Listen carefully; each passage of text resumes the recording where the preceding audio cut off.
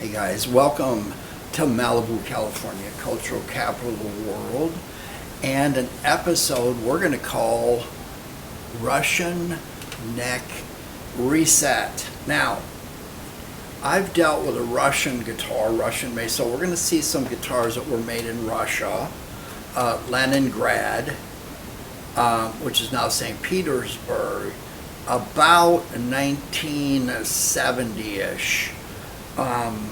And we'll give you a little background, but I want to tell you, I did an episode called What's in the Case, Comrade? It'll be right up there right about now.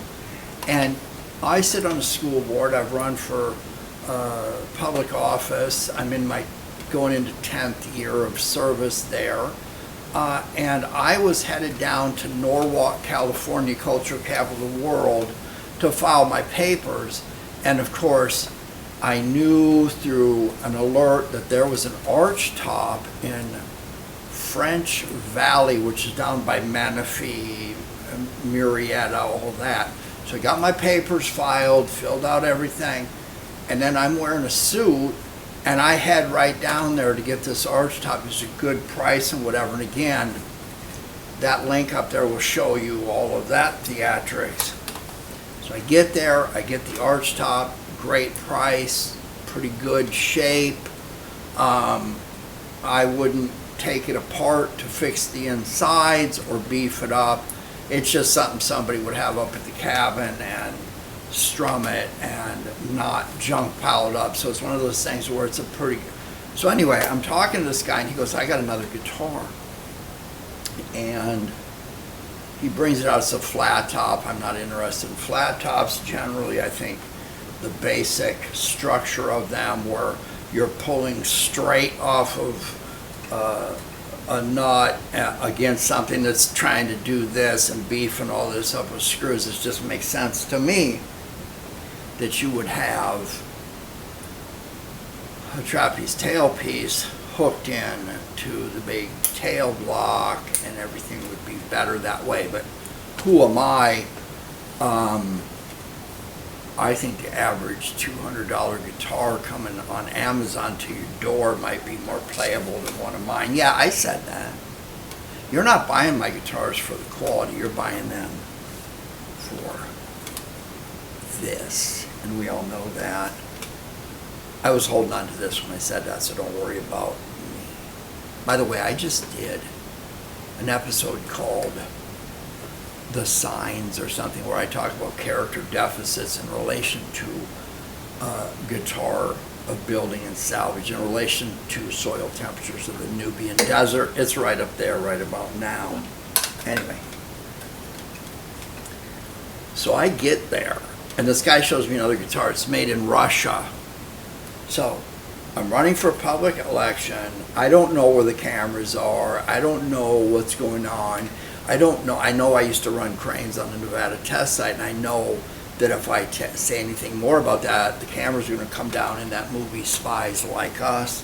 By the way, I was late because I was attending the reading of a will, and at the end I received nothing. Anyway, all you old dudes are cracking up right now. The young people are going, this guy's crazy. Well, that's already been established. This is just the bonus part that comes with that. Anyway, I'm looking at this. I don't want a Russian guitar. I don't want anything to do with a Russian guitar. My son is not getting, he's in North Dakota in the oil business, but he's not getting kickbacks from Putin or somebody for oil. I'm just like, whoa, I don't want any of this. Stay away from me, Satan. But anyway, I have to get this thing. So I get it. I find out the neck needs a reset. And that's what this episode is about. So, that guitar has been passed on to somebody else who is playing it. I don't want to get into that story, but they need some work on their coordination and things like that. So it's somewhere else. And it's out of my house, so I don't think the spy satellite is still on looking at me. Anyway, so the other day, I get a search result, and I find out that there is a Russian parlor guitar and it's made by the same company, the Russian government, in the same place, probably by the same people, political dissident prisoners. Did I say that? No. But it is a parlor guitar size. Oh, doesn't it sound great? Did I ever tell you that you shouldn't wind up the strings and leave something sit in a case for years and wonder what's wrong? So this thing has a couple of bent tuners, but other than that, by the way, I got a slot cutting jig the other day. It's incredible. I'll show that to you in the near future. But he's got this one, so I get it for a really decent price. And of course, it needs a neck reset. What am I thinking? So he says, well, I got another one. And what do you know? It is the same kind of body size and style as the other one that I had. So me lending it out or giving it away was restored with another gift from CCCP Noita, which says on Russian stamps I used to collect when I was a kid. I was a philatelist, much less a palm-bottomist.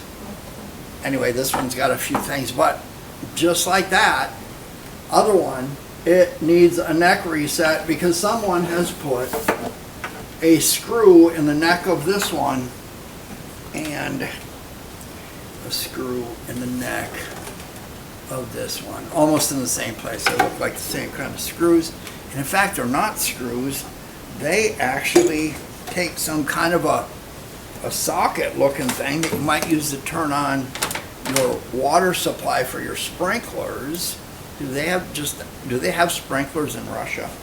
I don't know. I'm not going there. Okay, before we get to the bench to fix these necks, I want to tell you a little bit about these guitars. Of course, the Soviet Union was looking at America going, the Beatles, all this stuff, back in the USSR, all this kind of stuff. And I think somebody realized that we should probably allow some type of cultural development so we don't have mass, I don't know what you do in Russia back then, if you'd end up in Siberia or whatever it would do if you listened to American music or wanted a guitar. So what ended up happening was there was a music company that was around since the revolution of like 1917 and stuff, and they were making harps and all kinds of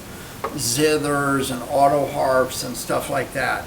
So when they started making guitars, the company was basically using factory stuff. Everything had to be approved by the government, etc., etc. Now, there's a whole thing about that, and I think I went over a bunch of it in that episode called "What's in the Case, Comrade?" Now, the necks on these things are really stout and wide. It looks like they have some kind of bone nut. They're slotted. The headstocks are slotted. It's pretty well built guitar. The top of it is spruce on this one. The little one too is spruce, except it's not solid spruce. It's strips of spruce, and I think this comes from all kinds of areas where spruce trees would grow. There's the climate for that, especially. For all I know, this was in Siberia. Who knows? But the interesting about this one is it has kind of a bow to the back, or an arch. This is an arched instrument. It's got tags in it. I should really drop a camera down in there and take a picture so you can translate it using artificial intelligence. But I find that these guitars are pretty good. What is the American value of them? Not that much, but they're beefy and they're durable and they're made out of pretty good materials. Now, some of them have binding, Most do not, most are painted. And what I have found is people find these and they don't understand what this is all about, and they don't understand that you cannot put these in a case all strung up solid and have the neck look like it's bowing. Because think about it, what is it going to take to get this neck to bow? There's nothing breaking this off. There's a scarf joint here, but this is like an industrial version of a guitar. So what I've noticed about these things is sometimes you'll see them and they're missing a fret that doesn't have any sign of having to do with where the joint for the where the neck butts up to the body. They might be up here. They tend to be in the middle here where the neck might bow, and that's an indicator. So when you see one of these with the action up that high and you think that the neck is bowing, I want you to think about frets that are pounded in and what happens when you bow the neck so much that these frets just pop out cleanly. So let's get these things to the bench and I'll kind of show you a couple things. It might shock you how easy it is to do a neck reset on one of these Russian guitars. All right, guys, there it is. Ask me about my free surgical procedure. Does it say free? Yeah, it says free. All right. That way you can't complain. Okay, guys, there's two of these. One has strings on it. The other does not. The stickers inside, look at that. Can we get those where we can see them? You know what? Let's try to do a light. This light's pretty handy. It's got several settings, include if you have anything to drink, could you step out of the vehicle setting. But you can see that there are tags in there. And it says that this fine specimen was made in 1970, and this little one here has similar tags, and it says that it was made in 1970.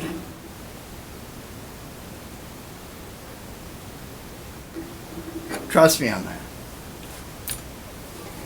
No, I cannot be your Russian teacher. Now, what's wrong here? Well, we've got a couple of bent tuners, that one there, and we got a couple that are kind of tight and need to be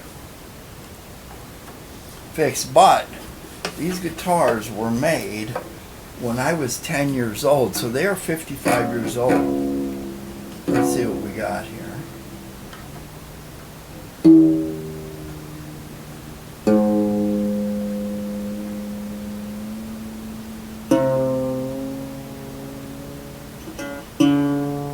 I think we might actually get some open D out of these puppies.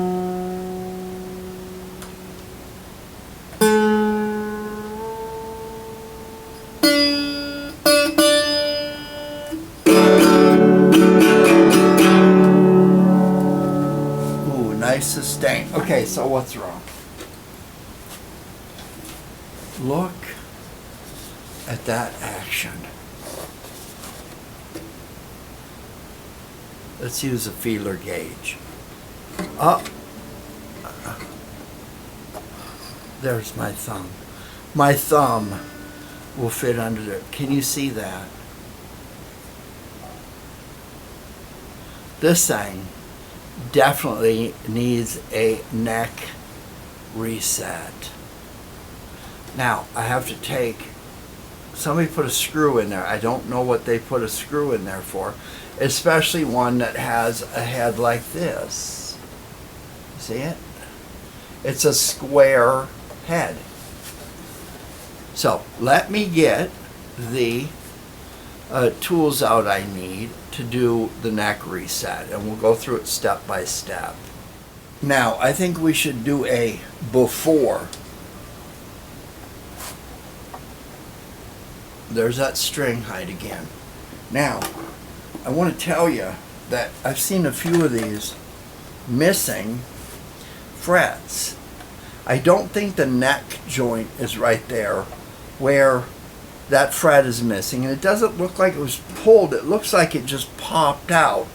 So I wonder if this string action and this bowing of the neck and it being stored away under tension might have just popped that out. See that right there? And I want to grab the big one because it has a similar situation, but up a couple more frets. You see, that's all zigzagged. It just popped out. There's nothing here that suggests anything has been done. Okay? There seems to be a pattern here of frets just popping out. You see that? Right there. Okay. Let me get those tools. Now this is a different kind of neck reset.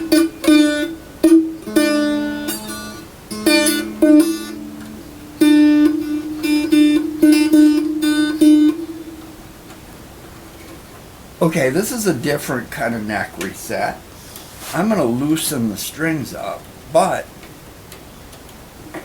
I'm not going to take them off. Have you ever heard of somebody doing a neck reset without taking the strings off? I might take this tuner body off, this tuning machine set here, because there's a couple of these to straighten up. Okay, there we go. See that? All right, let's get a list of tools going on here. First, we'll start with this drum key. Okay? Drum key. And next, we'll use a drum key. That's right. Okay. So, I want to explain something to you here. You see that there is a big gap in the neck right there. Do you see it? I can actually put this in there. See that? Okay. Now, while that steamer's warming up, I am going to put the drum key in there. Look, it fits right on there. Okay. And now, I'm going to turn it clockwise. Okay, watch. Now I want you to watch those strings. Okay.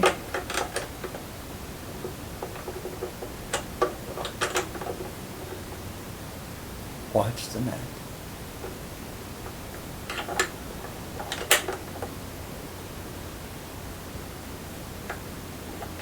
Do you see what's happening?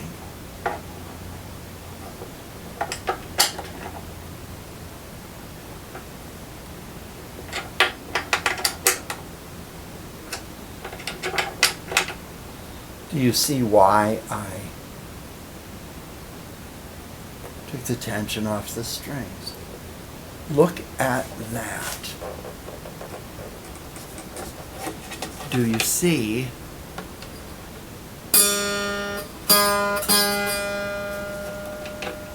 what happened there? By turning this clockwise, that neck moves up and down, and the action is corrected. Do you see that right there? Yeah, you just watched it. You turn it clockwise, the action's that high. In 15 seconds, the action is perfect. Okay, you knew I wasn't going to just leave you with that. So we've got the big one apart here. You can see that there is a neck pocket here that I can put like 3 fingers into. And it's smooth, it's beveled, and it's just very simple, okay? The neck is the same thing. It's got a stop right down here, but it just fits right in there. See, this is a clunky thing. You could probably throw this as far as the interballistic, continental ballistic missile or whatever they called it, but it just fits right in there, like this, okay? Now, that bolt I showed you, this is it. It has a washer. It's not a lock washer or anything, it's just a washer. And it's got this part that fits into the drum key. I suspect this is an American drum key. And it's got this little scrap apparatus. It's got a slight concave to it. This goes towards the neck this way up here. And it just rides the head block up here, which is not very thick at all. So, this goes through the neck, right here, just like so. Then it goes into the guitar, like so. And as long as we can get that into the body and reach into the sound hole and give the concave part, make sure that that's facing in, we just simply screw this on, and by tightening it up, it just wants to go up or down depending on how tight it is. Okay, so I just put my key on there, I turn it,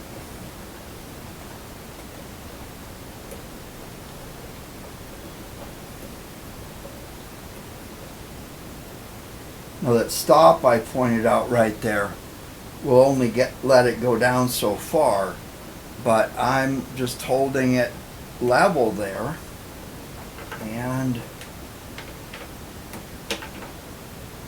because this has a bevel to it, what's happening is as it goes in, the bevel is pulled in towards the body.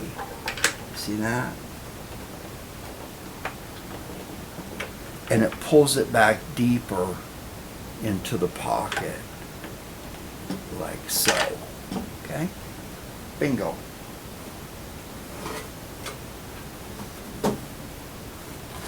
Now, I've already taken a liberty matching up the fret wire with a measuring micrometer device scrap apparatus, and I got to beat a couple frets in and we are done. Okay, check out my cool fretting box. Look at this thing. This thing is worth more than 15 of these guitars. I got just about everything you could possibly want and never use in here. Like this fancy scrap apparatus, which I'm going to pull, see how much crud is. Oh, look at all that junk coming out of there. Yeah, I got everything I need. These things are pretty handy. Puts the bevel. One side is flat, the other side is beveled. It knocks the edge down. But got this handy little thing here.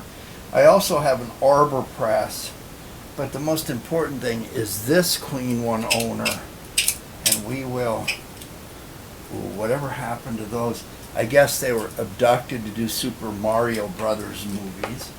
I hope they had a good agent. But I'm going to pop, this is Type 2 CA glue, and we're just going to pop that in there like so. And I matched up what I'm going to need. By the way, these old tacks work pretty good if you put that in there like so. Clean one owner, don't push it all the way in. We're going to put that right there. And I'm just going to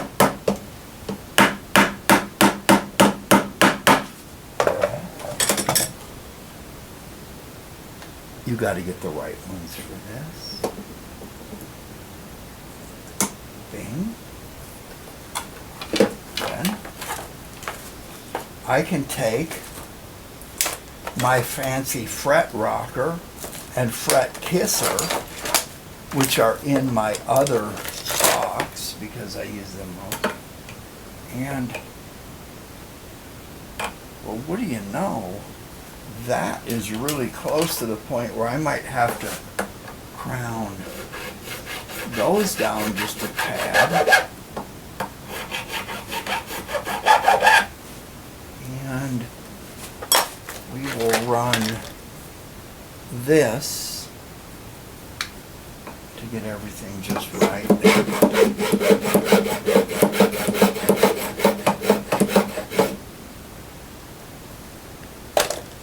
You know what, I can save myself a lot of work right there. Bing.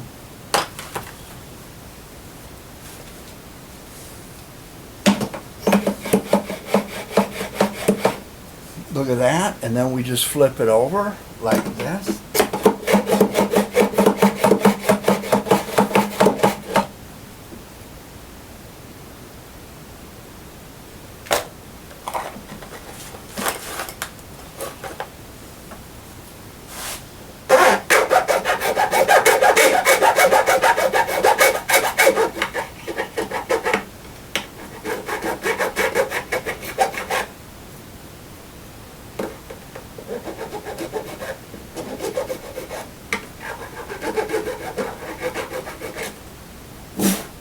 Okay, I am actually going to put everything away when I'm done with it. Can you believe that? Yeah, this little fret toolbox is pretty handy. There's about $14,000 in it worth of tools. But speaking of tools, you ever wonder how these get cut? Look at this. You know what this is? Wow, look at that. Of course, the tuning machines would not be on there, but you can set this, and then you also set the holes coming in for the tuning machines with this. Ooh ah, Coveter's Paradise.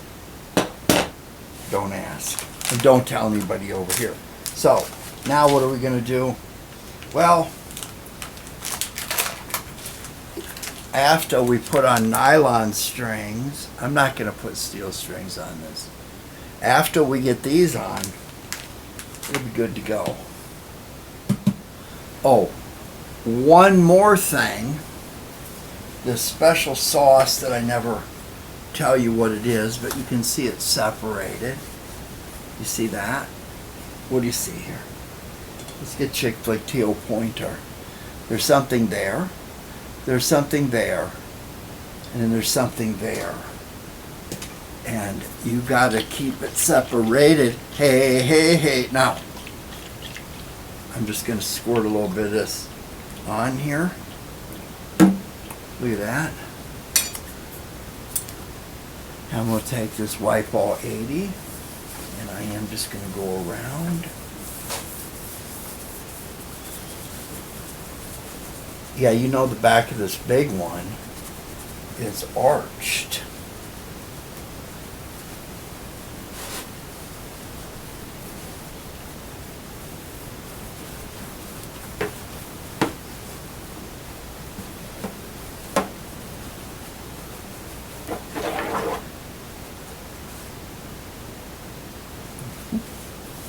And when it starts squeaking,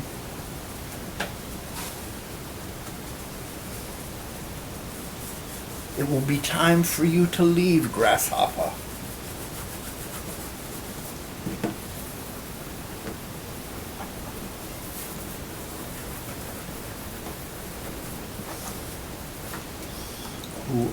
Clean one owner. Alrighty then, there we go. Was that misleading? Was that clickbait? Are you upset? Or are you actually doing a search for Russian guitars in your area? I've seen some stuff come out of Guitar 48 that looks like it come off the Sputnik. It all has this like nuclear warhead, retro 50s, mid-century modern designs. I saw a bass once that was really cool.